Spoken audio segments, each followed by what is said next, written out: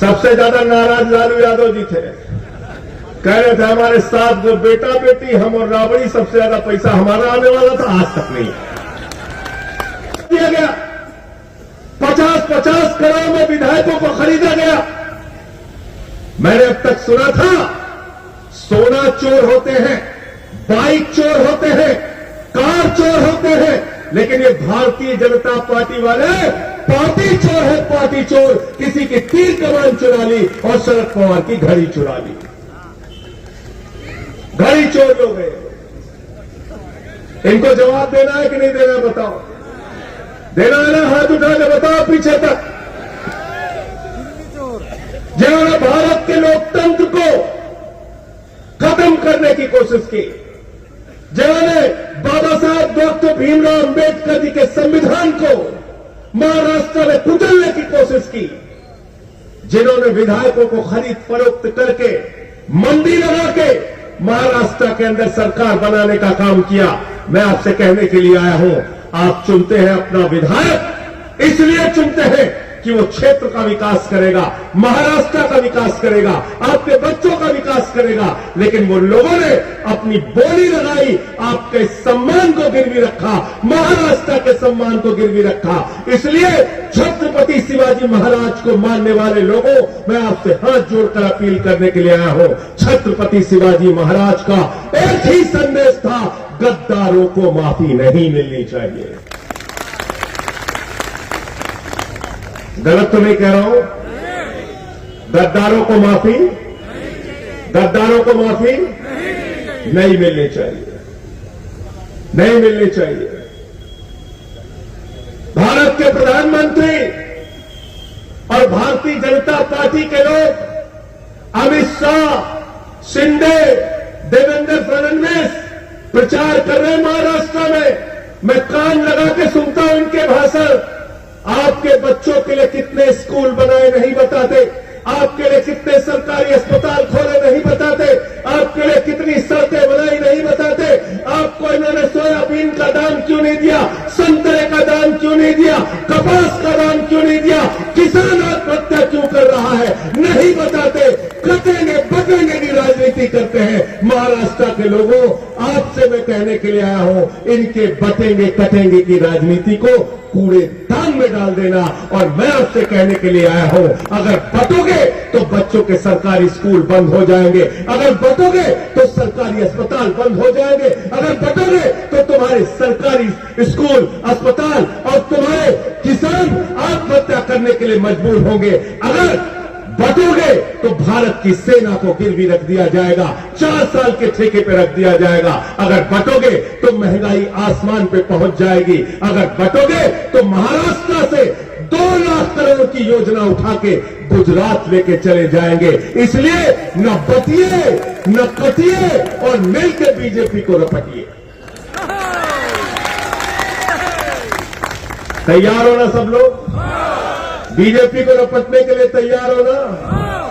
अरे अब तो भगवान श्री राम ने भी इनका साथ छोड़ दिया, तुम लोग भी तो साथ छोड़ दो। छोड़ दिया कि नहीं छोड़ दिया बताओ? जीतू भाई, मैं अयोध्या के बगल का रहने वाला हूं, 60 किलोमीटर पे मेरा घर है। भाजपा इस बार लोकसभा का चुनाव लड़ रहे थे, अयोध्या हारे, सुल्तानपुर हारे, अंबेडकर नगर हारे, प्रतापगढ़ हारे, कौशाम्बी हारे, प्रयागराज हारे, चित्रकूट हारे, सीतापुर हारे, रामपुर हारे, रामटेक हारे और नासिक हारे। जहां जहां से राम गुजरे सारी जगह पे बीजेपी वाले हारे। और मैं विदर्भा में खड़ा हूं। विदर्भा के लोगों, इस बार बीजेपी के दंभ को खत्म करने का काम विदर्भ करेगा। आप लोगों को करना है। राष्ट्रवाद की बातें करते हैं, मोदी जी कह रहे हैं एक हो तो सेफ हो। मुझसे पत्रकारों ने पूछा, मोदी जी ने कहा एक हो तो सेफ हो। मैंने कहा वो आपके लिए नहीं बोला, उन्होंने दुबई के शेखों को गले लगा के कहा हम तुम एक है तो हमारे बच्चे सेफ हैं। जैसा का धंधा कहां चलता है भाई बताओ? जैसा का धंधा कहां चलता है? दुबई के शेखों के साथ, कतर के शेखों के साथ। मोदी जी कतर जाते हैं तो ऐसे वहां के शेखों को गले लगाते हैं जैसे बहुत मेले में बिछड़े हुए भाई हैं। दुबई में जाते हैं, गले लगाते हैं शेखों को जैसे बहुत पहले मेले में बिछड़ गए थे। गुजरात में बुलाते हैं, कहते हैं आओ विकास करो। माई ब्रदर सलमान बिन मोहम्मद बिन सलमान।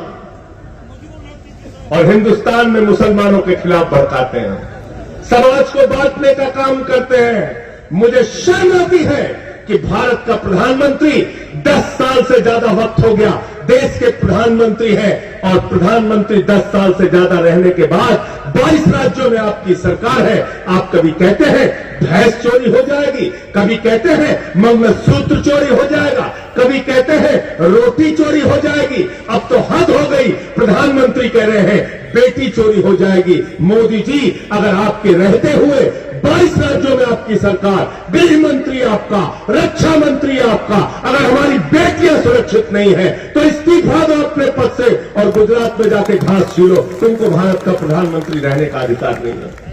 गलत तो नहीं कह रहा हूं? गलत तो नहीं कह रहा हूं? अगर अभी भी हमारी बेटियां सुरक्षित नहीं, अगर अभी भी हमारा मंगलसूत्र चोरी हो जाएगा तो तुम किस बात के लिए प्रधानमंत्री हो? भारत के प्रधानमंत्री के बारे में मैं एक ही बात कहना चाहता हूं, बीजेपी वालों के बारे में एक ही बात कहना चाहता हूं। मोदी जी के अंदर कोई हुनर हो ना हो, लेकिन गंजे को भी कंघी बेच सकते हैं। क्या बोला था उन्होंने?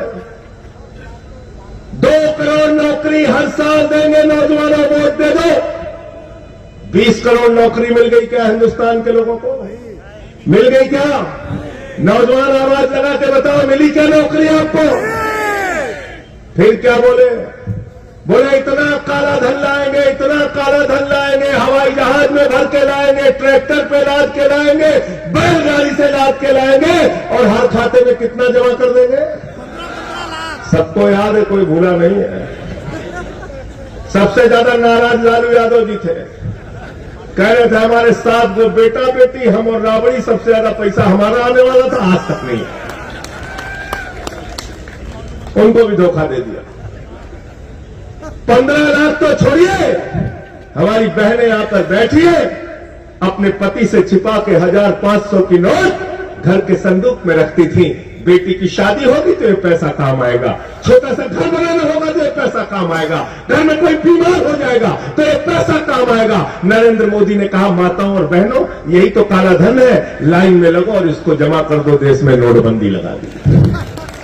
अगर आपने हमारा अभी तक चैनल सब्सक्राइब नहीं किया है तो कृपया चैनल सब्सक्राइब कर लें, लाइक करें, शेयर करें, कमेंट करें। तो मिलते हैं फिर किसी और खबरों के साथ। नमस्कार।